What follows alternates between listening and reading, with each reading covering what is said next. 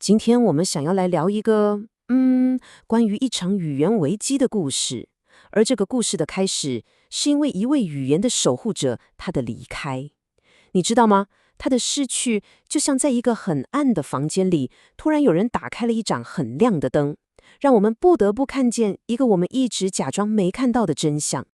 这句话真的完美的形容了邱从容先生的离开带给整个客家社群的震撼。这不只是一位长辈过世了这么简单，而是对，就像那道光一样，他的离开反而让我们清楚地看见有一个文化正在用我们意想不到的速度快速地凋零。所以，这位语言的守望者邱从容先生，他到底是谁？你可能没听过他的名字，他不是那种家喻户晓的大人物，但是他用他的一生只专心做一件事，就是拼了命地想要守护住客家话这团好像快要熄灭的火。故事的作者是在疫情那段时间才跟邱先生搭上线的。你想想看，当时全世界几乎都按下了暂停键，对吧？可是邱先生心里的那个闹钟却是越走越快，他会很突然的就打电话来，而且一讲，哇，就是1个多小时起跳。话题呢，永远都只有那个客家话要怎么救。你真的可以从他的声音里感觉到那种，火烧眉毛的急迫感。嘿，有句客家谚语，大家应该都听过吧？宁卖祖宗田，不忘祖宗言。这句话可以说就是邱先生一辈子的座右铭，是他行动的核心动力。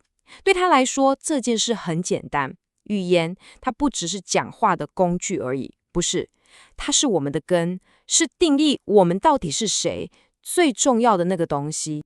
这也带出了邱先生教给作者，也教给我们最重要的一堂课，就是这4个字：文化是责任。这是什么意思？就是说，文化这东西不是等着过年过节才拿出来摆一下的仪式，也不是说这是祖先留下来的古董，我们就放着欣赏就好。不是，它是一个责任，是一个担子，是我们每一代的人都必须主动去扛起来的东西。好，那从邱先生个人的故事，我们把镜头拉远一点，来看看整个大环境。我们现在面对的其实是一场无声的危机。最可怕的是什么？你知道吗？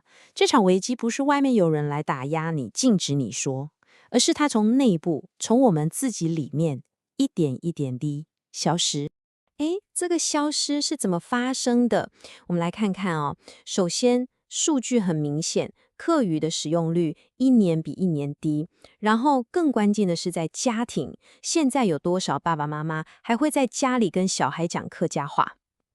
越来越少，对不对？那结果是什么？结果就是下一代的小孩子，他们从一出生生活的环境里就根本听不到自己的母语。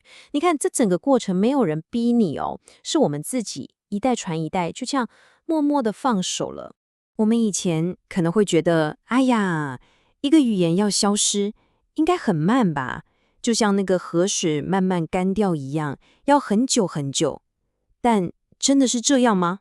现实状况是，它的速度快得吓人，根本不像河床干涸，更像是一座瀑布，哗啦一下就没了。所以问题到底出在哪？是谁选择了不说话？接下来我们要谈的可能会有点刺耳，有点让人不舒服，但这却是躲不掉的核心问题，就是这整场危机的源头其实是来自我们内部的文化自信的崩塌。这个自信崩塌从哪里看得最清楚？我们来看看媒体就好。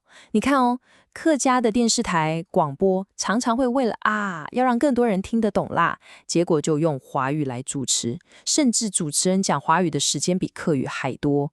好，那你反过来看闽南语的媒体，人家从戏剧、综艺到广播都可以做到全闽南语，这中间的差别，你觉得是资源或钱的问题吗？不是，最关键的就是对自己语言的信念。讲到这里，就要回到邱崇荣先生那个最尖锐也最直接的大哉问了。他说：“戏讲客人，目讲客话，该案里两该都黄种人有莫格无共样。”我翻译一下这句话的意思，其实非常直白，就是说，如果连我们客家人自己都不讲客家话了，那我们跟其他那些一样是黄皮肤的人，到底还有什么不一样？我们之所以是我们的那个记号，还剩下什么？所以你看，绕了一圈，危机真正的核心就非常非常清楚了。问题真的不是客家话很难学，也不是说，哎呀，时代变了啦，都不是。问题是出在我们自己身上，在我们最该站稳脚步的地方，我们自己选择了往后退，这才是一场最根本的集体的信心危机。好，讲了这么多问题，然后呢，我们能做什么？其实要纪念邱先生最好的方法，真的不是悲伤，而是行动。就这么简单，从今天开始，开口讲客家话。这一点真的至关重要，因为我们可以写很多追思文，办很多很盛大的纪念活动，但说真的，如果我们客家人自己在日常生活中嘴巴是关起来的，不讲客家话，那所有这些文化补助、这些计划，到最后都只是一种自我安慰的仪式而已，对救这个语言一点用都没有。那具体要怎么做？会不会很难？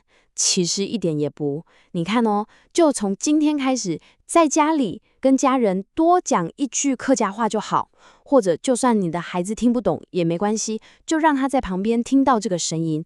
甚至你在脸书上、IG 上试着用客语拼音打几个字，就是这些小小的动作，让这个语言有机会在我们的生活里重新开始呼吸。